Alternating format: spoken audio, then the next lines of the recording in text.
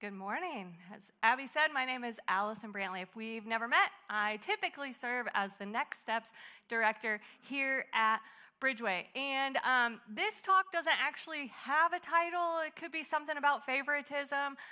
Ian Simpkins is a pastor in Tennessee. He did a similar talk, and it was called The Sin of Snobbery, which I actually really love. But just saying that, you probably assume I'm probably going to hurt your feelings this morning. I hurt my own feelings while I was research and prepping for this week. So we're going to pray before we get started. God, just thank you so much for every single person in this room who took time to be here to learn more about you. Today, I just ask that you open their ears, open their hearts to be receptive to what it is that you have to say. Nothing that I would actually say, but more of what you have inspired through this talk. In your name I pray, amen. Okay, so we are going to start right off the bat this morning with some crowd participation, which we rarely do around here. So I really am counting on you. I know our numbers are small, and Joel pretty much told me, like, nobody's going to actually talk back to you. So you guys, really, can we just prove him wrong this morning, please? Thank you. Okay, so I'm going to show you 3 pictures, and you're going to tell me what these people do for a living. Now, you don't have to worry about, like, offending anyone. You don't know these people. They don't go here. You're not going to run into them in our community. So, just have at it, okay? So this first one on the left, this is Darlene. So tell me what you think Darlene does for a living. Teacher, model, TV news. That's a good one. Okay. A what? A dental hygienist. Okay. So this middle picture is Bruce. What does Bruce do for a living? Farmer, bus driver, truck driver, construction. Okay. All right. This is not such a great picture of Catherine. I apologize to her. But what do you think that Catherine does for a living? Teacher, stay-at-home mom, secretary, librarian, I think I heard. Okay, so these people all do lots of things. None of them are what you said. Darlene actually was a mother of 3, shot her husband to death for allegedly no reason. I know. You guys were so close. Bruce here is a serial killer in Canada who killed 6 men in the early 2000s. And then Catherine here, we're about to really wake up together this morning if you're not already awake. But Catherine not only killed her boyfriend, but she chopped him up, put him into stew, and then ate half a bowl before the police came. So, good morning. I'm so glad you're here, okay? And you're probably like, I'm not. No. But this goes to show that we are pretty terrible at judging books by their cover. We tend to think that we're really good and, we can tell people a little bit about themselves just by their outward appearance. But clearly, some of you guys thought Catherine was a librarian, okay? We're pretty garbage at this, to put it perfectly honest. So today, though, we are going to be mostly in the book of James. And if you're new to church, or maybe you just don't know, but James is the half-brother of Jesus. And he was often called James the Just. Some people called him Camel Knees. Okay, talk about nicknames that you had as a kid or whatever, like Camel Knees. I will literally never forget that as long as I live. But it was mainly because he was known for being down on his knees praying so much that his knees got worn. But literally, Camel Knees, worst nickname in the history of ever. But during Jesus' ministry, James was not a big fan, not a believer, pretty much disowned Jesus.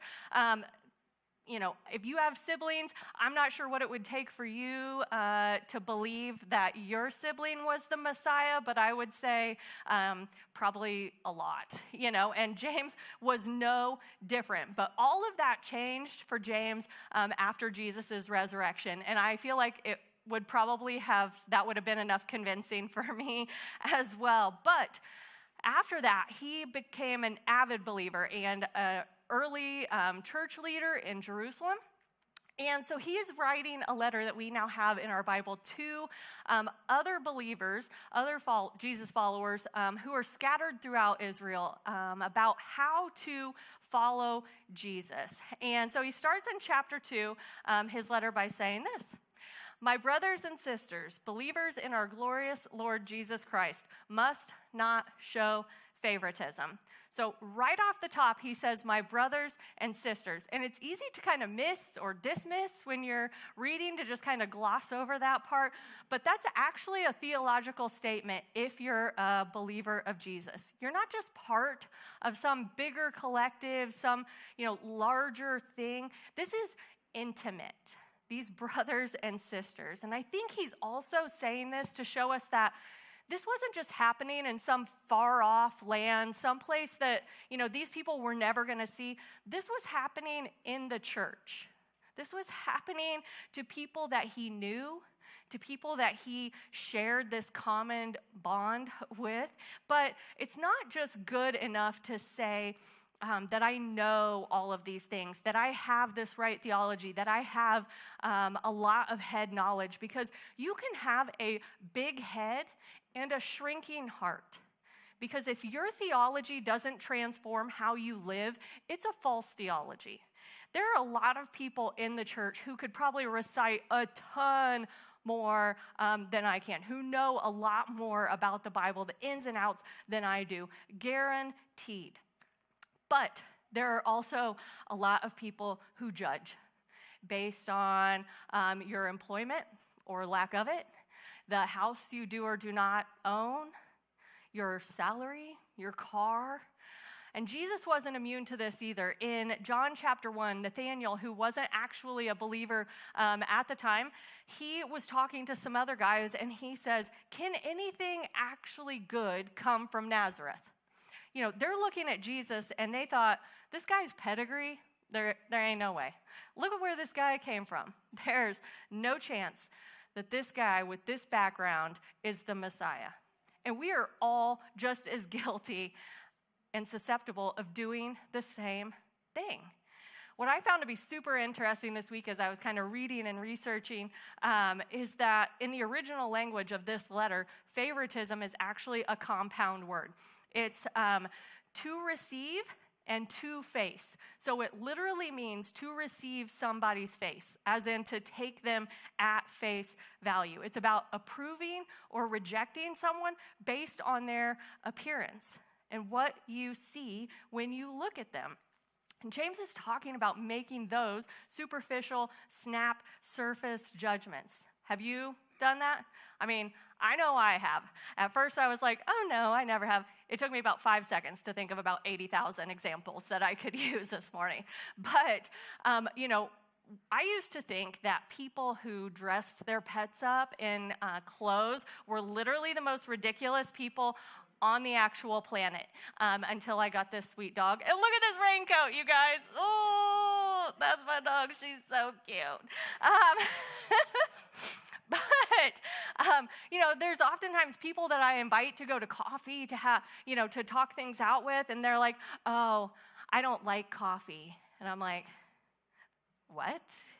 Like, I judge them hard because I do not understand this life. Like, you get adequate amount of sleep. How do you function during the day? We are not the same, right?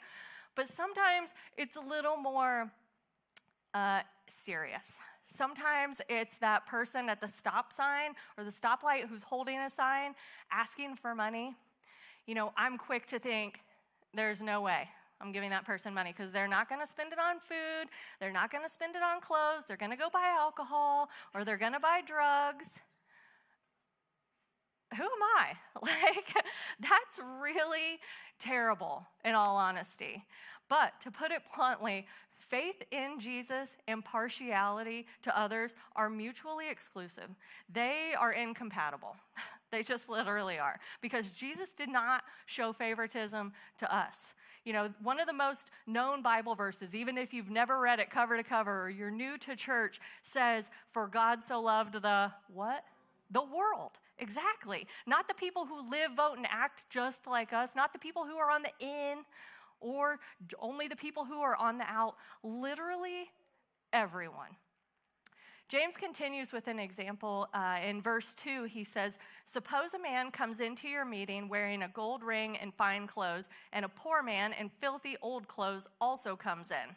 Here the word meeting is actually referring to the synagogue. And back then, the men and the women sat on opposite sides of the synagogue with an actual curtain down the middle. Like imagine your middle school dance, guys over here, girls over here. But there was an actual curtain. And they were ranked and sorted kind of by status and honor. You were just graded on who you were as a person. Were they blinged out, wearing 6 rings on every finger, wearing fancy clothes? Then maybe you get to sit over here in this comfy lazy boy. Did you roll in looking like you just woke up off the street with your hair a mess? Then you get to sit here on the floor. And you would think that the church would be a place where the class system falls away. But you guys, that wasn't true in the early church, and it's still not true today. And so James is calling on us to do a different thing, to recognize the problem and to deal with it.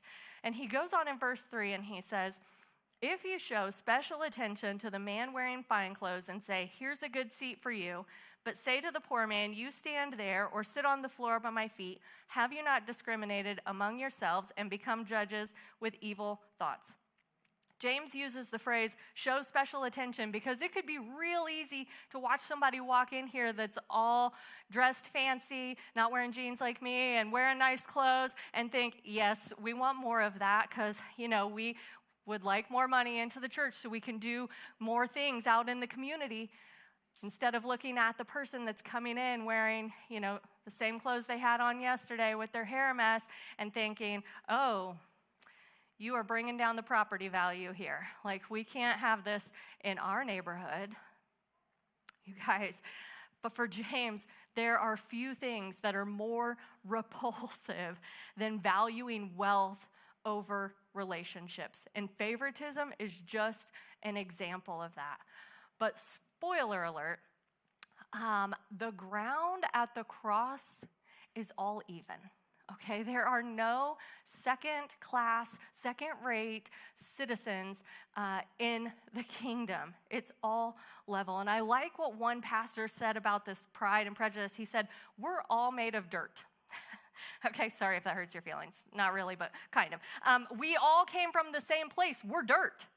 You guys, so too many times we judge someone else's appearance or their character by their outward appearance and forgetting that we too are kind of smelly, oftentimes, even though we are super beloved and loved by Jesus, smelly sinners who mess up.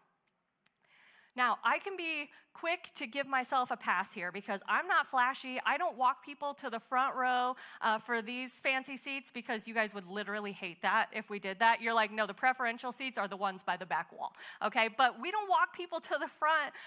But my problem is that my favoritism or my discrimination are much more subtle. And, I'm guessing yours probably are as well. We all make these surface judgments about people based on limited information that we have. For example, many, many moons ago, I used to work out regularly in the mornings. And there was one day where I was going into the gym at the same time as somebody was coming out who's acquaintance of my husband through work. And later that day, they saw each other at work, and the guy said, "Oh, so is your wife training for a run?" And no. You guys, cardio is hardio. And so I do not do it. I go into the gym, I stretch and warm up, and then I would go to the freestyle free weight side. Okay? Ooh, I know it's scary over there. It really is. But that's what I would do. So this guy assumed that because I was a woman and his wife is a runner, that I also just run. And, some women do. My friend Cheyenne, she ran 50 miles last week in a row. You guys, 12 hours worth of running. 12 hours. So some women do. Other women, we have female powerlifters who go to this church, and they're amazing and inspiring and strong. But because I was a woman walking into the gym, he just assumed that I was a runner. We do that all the time, but our portrait of a person is formed by our own perceptions. Those snap judgments that we make is how, also, how we treat people. But the guy at the gym didn't think we were the same, but we were. In James's time, people were discriminating based on wealth, but there are so many areas where we get stuck discriminating or, putting people into these boxes, whether it's appearance, employment, or lack thereof, whether it's your political affiliation, your past mistakes. We are obsessed with distinctions. But Jesus knocks down all of those walls. He does not build those up. It's looking at someone who has maybe had an addiction or been homeless or not had a car or a license or maybe gone to jail in the same way after they've gotten out, been clean, bought a house, got a good job.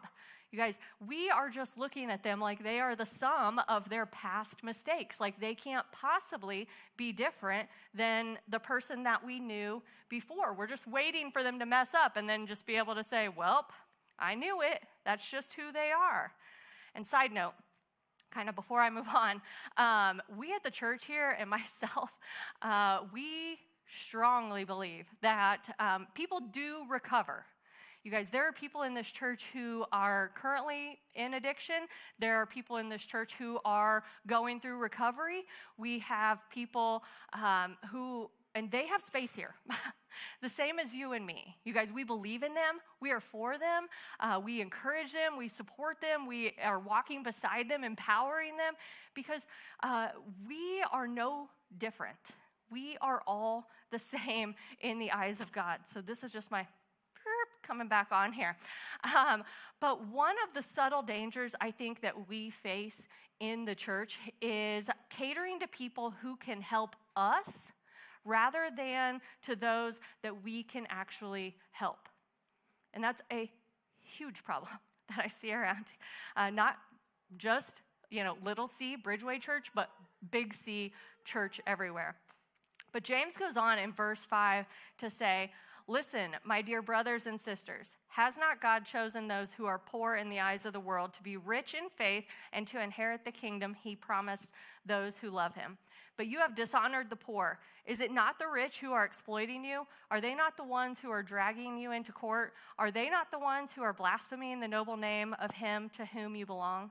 James is saying that how we spend our money demonstrates whether or not we bear the family resemblance, on which kingdom matters most to us. It's not to say that being rich is bad by any stretch of the imagination. You can do so many things with great wealth in the community and for the kingdom. It's also not saying that the poor are the favorites, because you guys, there are no favorites, okay, if nothing else. But God did choose to reach people kind of from the bottom up. That's how he started this church. It was the farmers and the fishermen, kind of the lowly people of society. So it's a little ironic to me that believers would favor the rich and dishonor the poor. Paul, who was an apostle of Jesus, an influential leader, church planter in the early church, he wrote a letter to believers in the town called Corinth, which is how we get Corinthians, this book in our Bible now, encouraging them to give to the poor. And he says, though he was rich, yet for our sake he became poor, that we through his poverty might be made rich. He didn't spend his time in palaces with the influential who had it all, but in places of poverty, sharing meals and going to weddings. So how are we showing partiality? Who are those people for you? Who are the people that you have a hard time believing that Jesus loves? Jesus spent so much time with people that the religious elite did not like, which meant then to them, he couldn't possibly be the Messiah. If he's associated with them, the disabled or the rebels or the tax collectors, there's no way he can be the Messiah because that's just not proper. That's just not right. But James continues warning us that if you really keep the royal law found in Scripture, love your neighbor as yourself, you're doing right.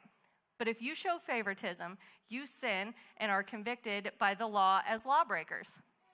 When we diminish someone by reducing their value through insults, slander, gossip, character assassination, racial statements, or just even treating them like they're invisible and they don't exist in your world, we are breaking the royal law of Jesus. Next to loving God, loving your neighbor as yourself is the greatest commandment. And you guys, we love ourselves a lot. We think we are pretty great, okay? So that is a bold statement to love our neighbor as much as we love ourselves. But at the core of Jesus' ministry was love.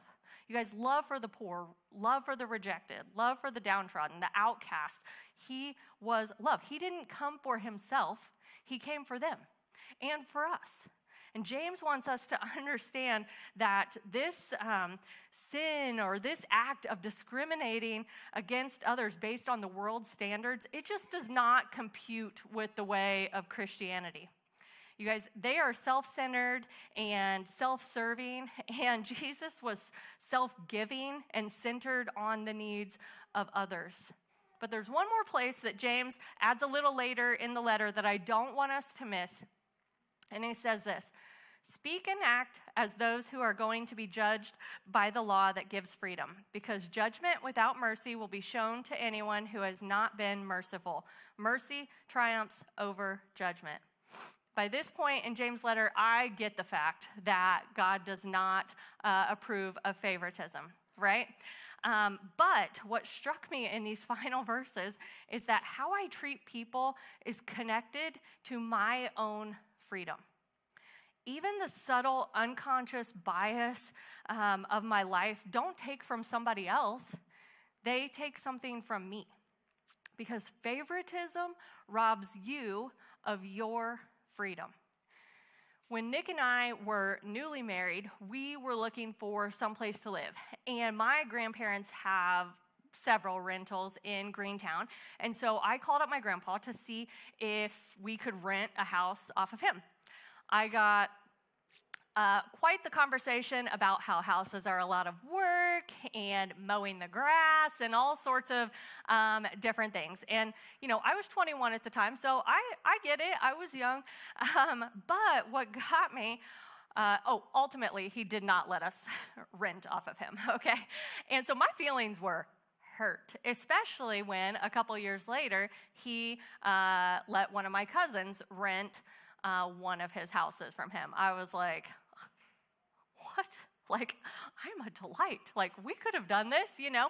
But I could have let that perceived favoritism that I thought I saw from my grandpa, like, ruin our relationship. I could have let it make Thanksgiving dinner super tense, or just cut that relationship off because, you know, things were not even. Things were not fair, whatever that might mean.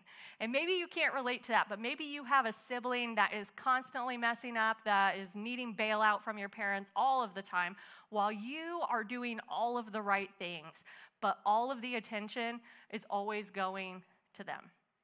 Or maybe at your work, you work so hard and constantly putting in extra effort and stuff, but keep getting passed up for promotions by somebody who's best friends with the boss, or who knows somebody who knows somebody who knows somebody. You know how that goes?